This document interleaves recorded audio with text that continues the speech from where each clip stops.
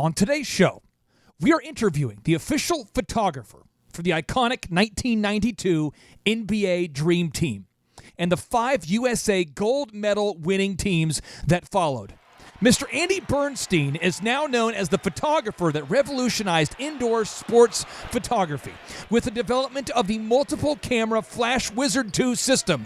Andy was inducted into the Jewish Sports Hall of Fame in 2013 and is now the best-selling co-author / photographer of 5-time NBA Champion Kobe Bryant and his new book release, The Mamba Mentality, with Phil Action Jackson and Boom Boom Pow Gasol.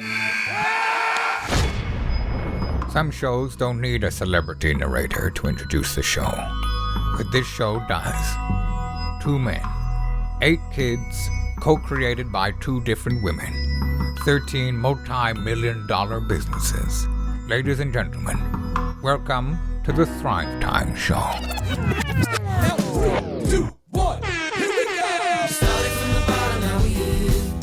Started from the bottom, and we'll show you how to get here. Started from the bottom, now we here.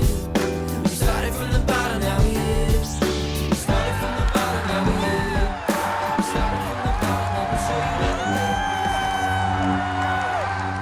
how to. All right, Thrive Nation, welcome on to today's show. We have the incredible Mr. Andy in the house. Andy, how are you? I'm great, Clay. Great to be on the show here with you. Thanks so much for sticking with me and the perseverance. Been a little busy lately, but I'm glad we're talking. Now, Andy, you have been a photographer photographing in the NBA for, I believe, 35-plus years. How did you get your start? I can't remember that far back, Clay. No, I'm kidding. I actually picked up the camera when I was 14 and fell in love with it, with the whole process, the whole craft of it. Everything in the darkroom just really excited me, seeing the magic happen right before your eyes, you know. And I went to college at the University of Massachusetts and quickly got to work for the newspaper there, our daily collegian newspaper, which was a very prestigious college paper, and kind of got my start really doing assignments and understanding what it took to be a news and sports photographer, and transferred out to a school in California and continued my training, but much deeper into the science of photography.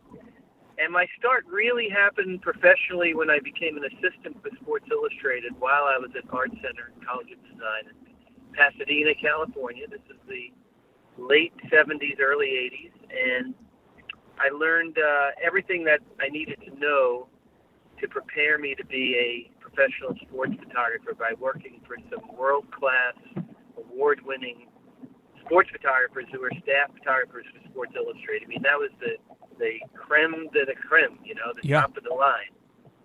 And specifically, I learned how to light indoor arenas for basketball and hockey.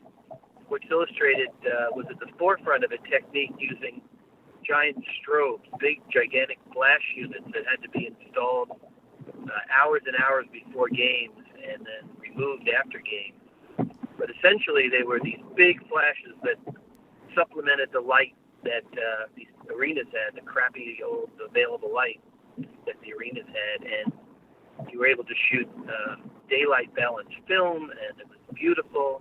But nobody knew that technique except a handful of people in the U.S., and luckily I was one of those. So I took that into my professional life, and it opened some doors for me with the Lakers and the Forum and the Kings, and the NBA came calling in 1983 with their All-Star game, and the rest was kind of history after that, my friend. Andy, were you working for free or as an intern or at some really, really low level of pay when you first started out there working with Sports Illustrated? Oh, yeah. I mean, we're talking, oh, man, I don't even think I was making $50 back then. Yeah. Assistant, I started off as a fourth assistant, you know, on these big production shoots that required days of portrait photographers, and then the arena photography and the location photography that I did every imaginable sport that you can possibly think of. Of course, football and baseball to basketball, hockey, but tennis and rugby and water polo and water sports and all kinds of stuff. So I learned the ropes that way. But, you were still a lowly assistant, and the rates were what they were back in those days. Yeah. I don't think I made more than maybe $100, $150 a day as an assistant back in the day. But it was great training, I mean, they were actually paying me to be trained, and it all came to fruition when I hung my shingle out and became a sports photographer myself. We've interviewed Michael Levine, the former PR consultant for President Bush and the Clintons and Prince and Nike, and then Lee Cockrell, who used to manage Walt Disney World Resorts, and all these people who are the best in the world at what they do, just like you.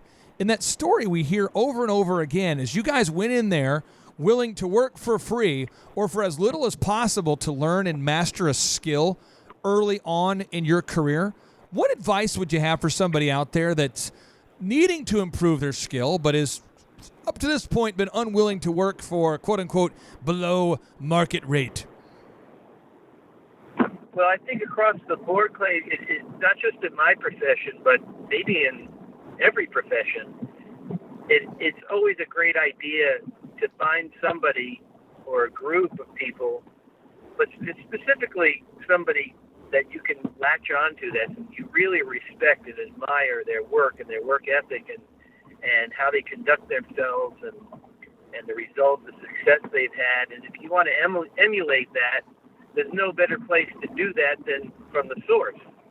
And if that takes interning or working for free, working for low pay for a while, there's no better training than being on the inside with somebody in the industry you really want to be in. And I did that, I don't know if you did that, but so many people I know did it. And I've tried to get that across to my kids, when they were growing up and teenagers, now they're adults, that sometimes you have to just kind of suck it up and not make it all about money all the time. Make it about your future. And people respect that. They respect that you respect them and you respect what they've done and what they've accomplished. I've been in business over 40 years, and there are still people in my life that I look up to and I seek advice from and are mentors to me. Two of them were my teachers from college from 40 years ago. Peter Goober has become an incredible mentor and resource for me. Peter's kind of a busy guy. He owns the Warriors, he owns the Dodgers, he owns the LAFC soccer team. He's the head of a giant film studio, but yet he finds time to talk to me because I value him and value his business acumen and his experience, and I think he respects that. Andy, I want to tap into your wisdom about this because I'm a huge Phil Jackson fan. Anybody who listens to this show regularly knows I'm always quoting 11 Rings, his book. I love the career of Phil Jackson. And Phil Jackson has been known as, by many, as sort of like the wizard of basketball. And there are countless photographers, people that want to be photographers. But for whatever reason, he has allowed you into his dojo of mojo. The wizard of basketball has allowed you into his Zen locker room when most other photographers aren't allowed. I think you were actually allowed into the locker room during all 11 championships. Am I correct? That is correct, sir. Yes. Why? Mm-hmm. Why does he like you so much? And not that he doesn't like anybody else, but he likes you the most. Well, it's a 5-letter word, and it's called trust. And that trust has to be built incrementally, but it all comes from integrity and presenting yourself, your true, genuine self, to the person, because as we know, first impressions mean everything. And if I was arrogant or aggressive or made it all about me from that first moment I met Phil, which was before he won his first championship with the Bulls during that season, I don't think he would have let me in that first locker room, much less the 10 after that. so we hit it off. He saw in me, I think, a guy who really enjoyed what he did, and just like he did, there was a real meeting of the minds. He's a big photography buff, by the way, which people don't really know. Yeah, he's very artsy. He amazingly knows so much about so many things, but photography was the one thing I didn't realize he was into, and he really was. And he and I just formed a bond, and he knew I had a job to do. He knew I wasn't there to make him or the team look bad. You know, I'm there working for the league itself, and then of course for the Lakers when he came to LA, and I was their team photographer and still am. But it's all about trust, and like in any other profession or relationship, interpersonal or a marriage or whatever, if you don't have trust and integrity, you're really coming from behind. You know, you really have to. It's sometimes very difficult to build that when you start, you know, behind the eight ball. So I think that's kind of the long answer to your question. Well, but I hope it makes sense. What was Phil Jackson's demeanor like as a coach, and how is it different from that of most other coaches? Well, Phil had a different vibe. I mean, he came from a working class background. He worked his way up into the NBA. Didn't have a lot of skills. I mean, he'd be the first one to tell you that he didn't have a lot of basketball skills. But somehow he found a niche as sort of the guy, you know, who would dive for any ball or pull down any rebound. He's a hard worker. And, you know, living in New York at the time when he was playing there in the early 70s, he was exposed to an incredible counterculture as well as, you know, just an amazing group of people that he hung out with. And, you know, coming from where he grew up, you know, in North Dakota and the background that he had, you know, he's just a very deep person. So he's not a one-dimensional or two-dimensional sports type person. And Phil and I have had many conversations that don't even get into talking about basketball at all. You know, I went to him when I first started having kids and trying to figure out how to do that. And he's got children, he's got grandchildren. You know, we would talk politics, we would talk about all kinds of stuff. He'd give me books to read, you know. So this is a guy who I really admired and looked up to, you know, not just as a basketball coach, of course I did, but as a person and as a resource. Andy, Shaquille O'Neal, there's many times during his career with the Lakers, he would dive into the crowd to try to save a loose ball, or maybe just to fall on photographers like you. How many times did he accidentally kick you in the crotch, fall on you, lay on you, half suffocate you, break a camera? Talk to me about Shaquille O'Neal falling on you. How often did that happen? Well, that's one of the hazards of our job. Unfortunately, we sit so close to the players. I mean, we're within inches, literally, of them on the baseline. And a guy like Shaq, who was incredibly nimble. I mean, people don't realize this guy was 340 some odd pounds, but he had incredible body control. He usually had two or three guys draped all over him, you know, when he was trying to go up for a dunk. And he always was able to kind of save himself when he was a little bit out of control or whatever. But there were 3 times that I can remember that he laid me out. The most profound time was the 3rd time. I think it was the 2000 Western Conference Finals. And, man, he took me out. He kind of lost his balance. I think somebody pushed him in the air, fell right into me. And, man, we were face to face. I was like a pancake, like a Wile E. Coyote cartoon, you know. It was like, like this flat. I got lenses and cameras embedded in me. And, he's about 2 inches away, his face from my face, and he looks at me, and I'm wheezing. I can't catch my breath. He goes, "Oh, man, is that you?" And I'm like, "Yeah, that's me. Get the you-know-what off you, man." And he looks me straight in the eye. He goes, "Give it a couple of seconds. We're on national TV." I'll never forget it. And I'll never let him forget it either, because they almost had to cart me out of there. Oh man. Okay. So Shaquille O'Neal has almost killed you. You also photographed Magic Johnson, who was also a very graceful guy. Unbelievable charisma on the court, great floor general, graceful. What was his demeanor like? What was your relationship like photographing Magic Johnson? Well, Magic and I basically came into the league together. I came in pretty much full time in his second season, but I was around him in his rookie season. The most animated, wonderful, friendly person that I've ever really encountered as an athlete in any sport. But he was ferocious on the court. He was a winner. He was competitive, and he brought that lunch pail every single game, every single practice, because his work ethic was drilled into him by his father, who held two jobs back in Lansing, Michigan. And Irvin grew up watching his dad, go to work every morning at 4 o'clock in the morning and working 16 hours a day every single day.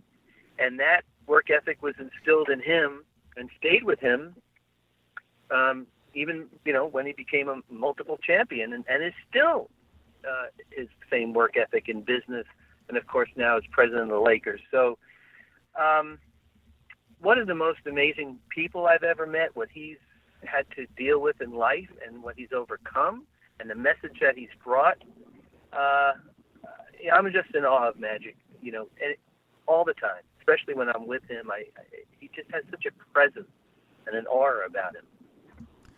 Kobe Bryant is probably one of the most misunderstood athletes, I think. I'm 38, so I kind of grew up with watching Kobe Bryant, And fun factoid for you, a guy I went to high school with by the name of Ryan actually competed against Kobe Bryant during an AAU basketball game. He was a junior, and Kobe was a junior, I believe, at Lower Merion.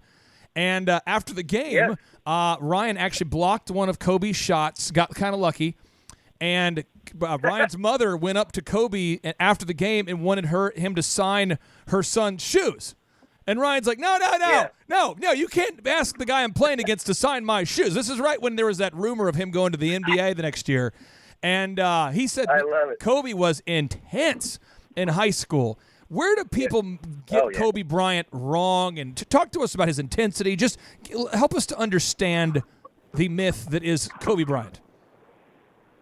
Well, you're getting into, the broader issue of the Mamba Mentality, of course, which is the title of the book that Kobe and I just came out with. And, the Mamba Mentality just didn't happen. The guy just, didn't wake up one day and become who he was. This was started very early in life. He talks about going to the gym with his dad, who, of course, was a professional basketball player, and they lived in Italy while Kobe was growing up and then moved to Philadelphia in high school, and playing against the bigger guys and really learning the game, right there in front of his father, but also breaking down. It's incredible because he used to break down VHS tapes of the greats that were sent to him, to his dad in Italy. He'd watch Magic Johnson or Michael Jordan or an all-star tape or NBA Finals or whatever it is. And he became such a student of the game. So his obsession with the game, which is really the essence and the kind of root of the Mamba Mentality, started very early in life. So here's a guy who, probably could have gone from junior high school to the NBA if they had let him. But I don't think they would take it to the 8th graders back then. But he, was certainly ready to go to the NBA at 17. He had just turned 18 when training camp started. Yeah. And when I met him, I knew there was something special about this kid. Honestly, I saw some stuff in him that I saw in myself at that age. I'm 20 years older than him, but I remember, what was driving me at 18 years old. Yeah. So, we bonded then and have had a great bond ever since, and it led to this great collaboration over 20 years of photographing him. Tell us about this new book here, The Mamba Mentality. with yourself, your photographs, Kobe Bryant's book. Tell us about your involvement in the book and how the book came about. Well, it's a great question. During Kobe's final year, after he announced his retirement in November and had sort of the farewell tour the rest of the season, I kept thinking about the thousands and thousands of photos that I've taken of him over the years. I mean, literally probably have taken 500,000 pictures, if not more, of him over a 20-year period. And how the public really has only seen the tip of the iceberg of that, what's ever been published. And it just seemed a little bit of a shame that that stuff would just sit in the archive back in the NBA photos office, probably forever, and that it needed to have some kind of voice or life to it. So I approached Kobe right after he retired about doing a book together, a big coffee table book, big photos. He would write some captions and maybe chapter headings. And he was very respectful of the pitch that I gave him. I made a prototype, closed it, and said, "You know what, Andy?" I said, "This is very nice. We're going to do a book together, but it's not going to be this book. We're going to do the book I want to do." And I said, "Great. What do you got in mind, Mr. Mamba?" And he wanted to do a book that was a deep dive into what made him tick as a player. He was, like you said, he was mysterious. He kept to himself. He was very enigmatic. He had techniques and ways of training that nobody saw. I mean, I was only one, honestly, besides the trainer or his physiologist or his physical therapist or his doctor, whoever saw what went on behind the scenes with this guy. So, that goes back to your question earlier, but that was built over a long period of time of trust, and he allowed me to document all that, throughout the years. So we sat down, we hammered out what the book would look like. The book is literally in two parts. It's process and craft. And process deals with everything that he had to do to prepare mentally, physically, come back from injury, take care of his body and mind, to prepare himself and be ready to play. And then craft is everything basketball related, how he breaks down his game, his opponent's game, how he learned from the greats like playing against Michael Jordan. And what he really wants to get across in this book is you could achieve the Mamba mentality. You don't have to be another Kobe Bryant. You don't have to aspire to be him, because there's really only one him. But you can have the Mamba mentality to take your potential beyond what you even think you're capable of. And, he talks about his obsession about the game and how it drove him and how it was really, tunnel vision for 20 years. And it's a very insightful deep dive. A lot of people, not just basketball or sports people, but even people in, regular walks of life, business people, can get a lot out of what he has to say. And so the book is 100% in his words, supported by 100% of my photos. I really encourage all the listeners to go out and check out this book, The Mamba Mentality. And Andy, I have three final questions for you, because I want to tap into your Mamba mentality here a little bit. You're aware that everybody out there today who has about $3,000 is calling themselves a professional photographer. Everybody. Mm-hmm. Everybody said, I got a camera. Now, back in the day, the barrier of entry might have been a little bit harder, right? Maybe you needed $10,000 for the gear, but you know what I mean? It's as the cost of gear has gone down, more and more people say, I'm a photographer. That's what I do. But you stepped on the scene. You paid your dues. You're working for Sports Illustrated for next to nothing. You're developing your techniques. But then something happened where you dialed in to this next level. I call it mastery. And you're credited with having developed this multiple camera flash wizard system that allows people to photograph the game like never before. How did you develop this system? Mm-hmm. Ooh, well, that's a loaded question. If we go back to before this system was developed, with these big strobe units that I talked about, you could only really shoot with this camera that you were looking through and possibly trigger one more remote camera. A remote camera is a camera that's mounted somewhere, usually through the backboard. You know, you've seen those images where the camera's mounted behind the backboard of the basket, or on the basket stanchion, or even up in the rafters looking straight down.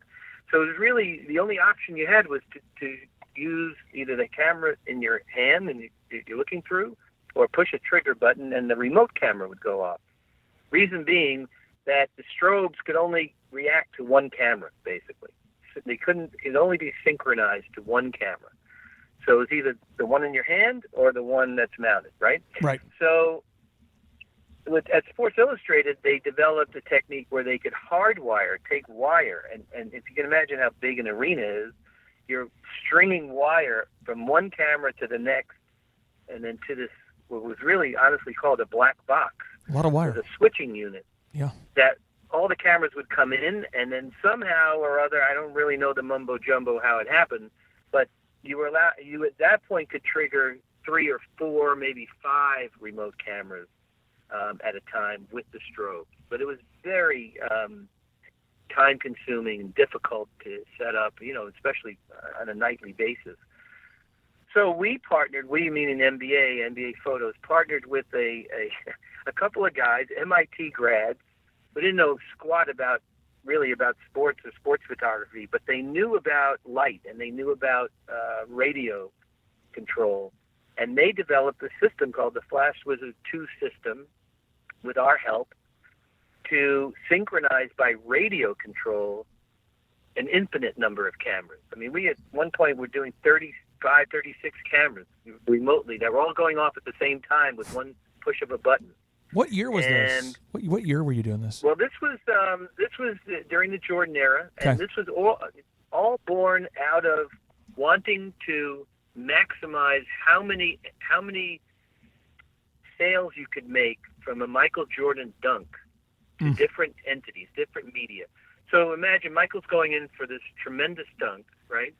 And I shoot it with my handheld camera, I'm looking through, and then there's 7 or 8 remote cameras that are shooting it from different angles, right? So all of those cameras are recording the same moment, but they're not recording the same picture, right? Each one is its own individual photograph. Right. Because it's from a different angle. So therefore, you can sell the same moment in time to different entities, even competing entities. 2 different poster companies could run a poster or a trading card of that moment of Michael's dunk, but from different angles. So it became, a business decision almost. Like, how can we maximize how many sales we can make from photos like that? And it took a couple of years of agonizing R&D, honestly, to get it right. And keep in mind, this is back in the film days, where cameras were not particularly dependable in terms of being able to all synchronize together. Now in the digital era, basically out of the box, these cameras work perfectly. And that's my way of doing business. Every single game, we do 7 remote cameras.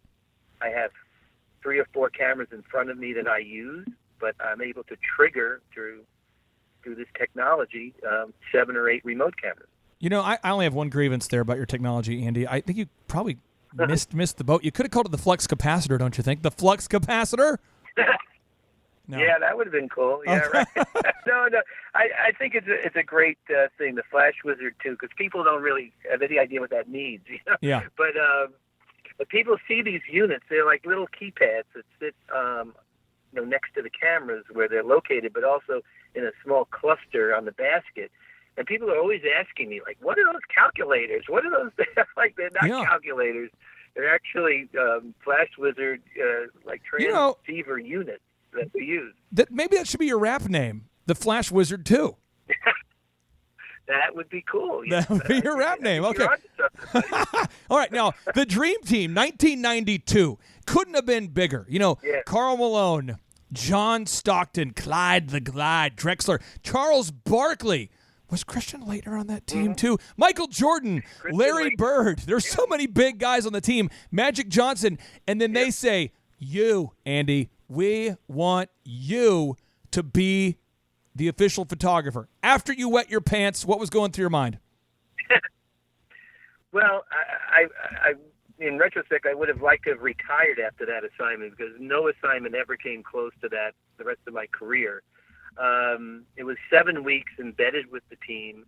I was honored and humbled that they had asked me to be, their official photographer.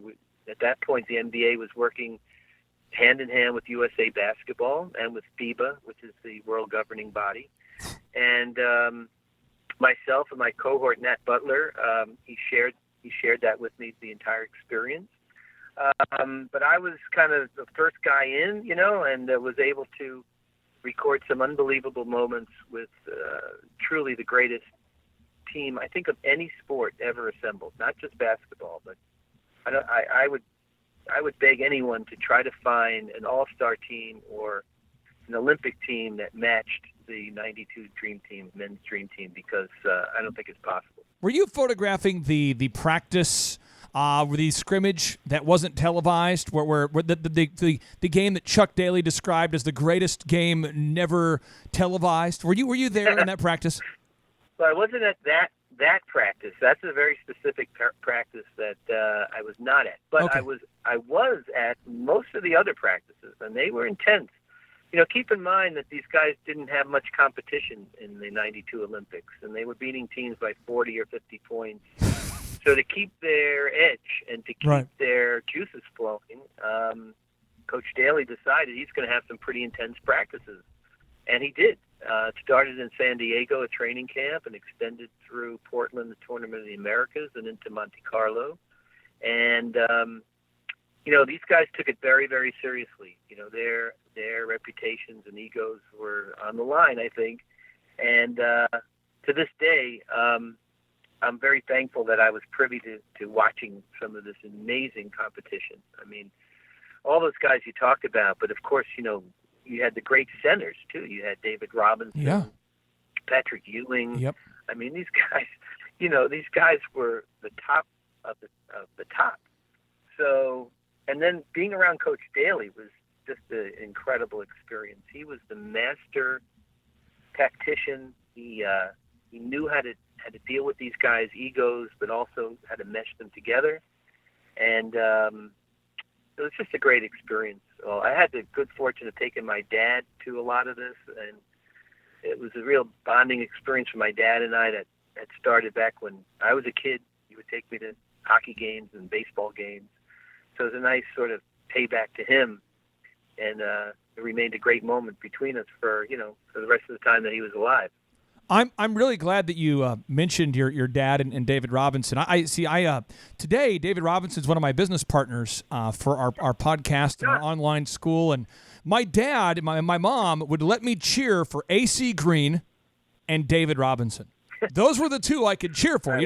Those are the quote unquote good guys. You know what I mean? So I got a chance to cheer for those guys, and so it was kind of a lifetime goal of mine to be able to work with David in some capacity. Although he's much older than me.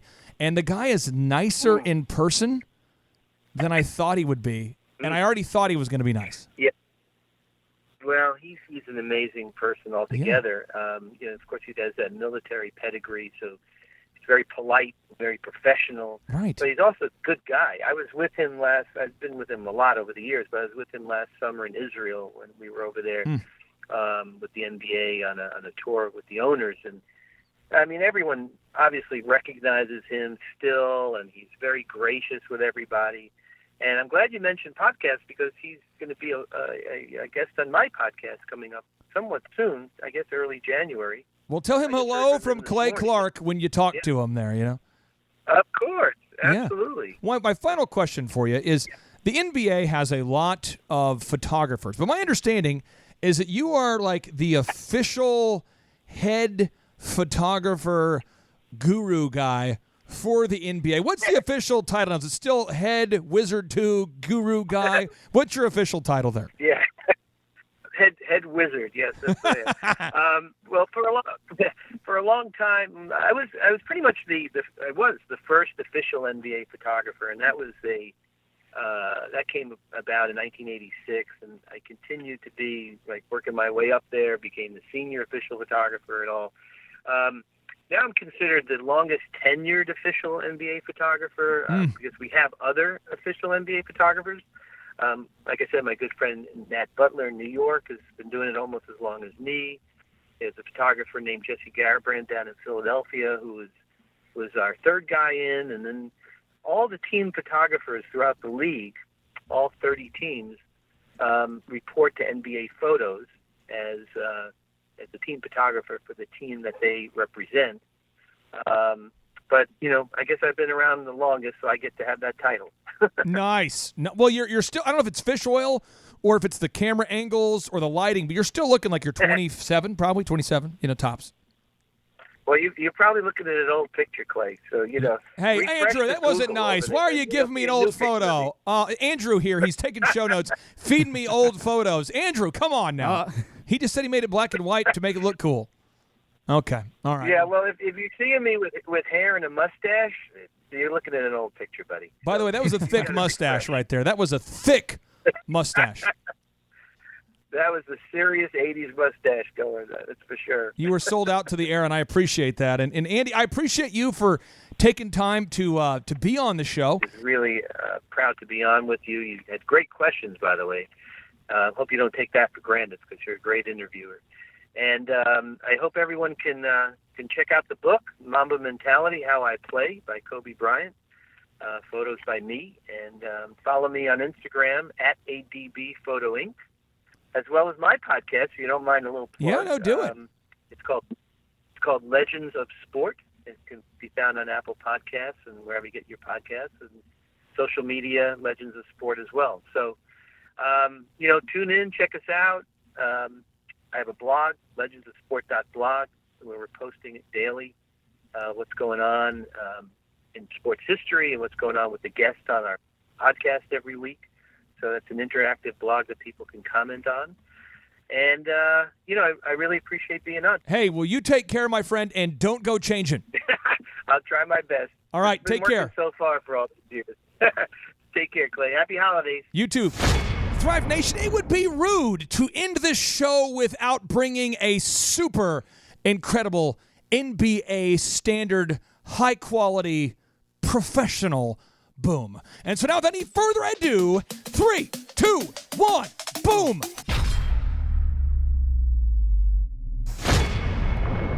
Do you seriously want to grow your business? Get the tools, the templates, the training, the videos, and the workshop you need to be successful at ThriveTimeSchool.com. For only $228 per year and only 2,500 spots available, don't miss out and reserve your spot today at ThriveTimeSchool.com.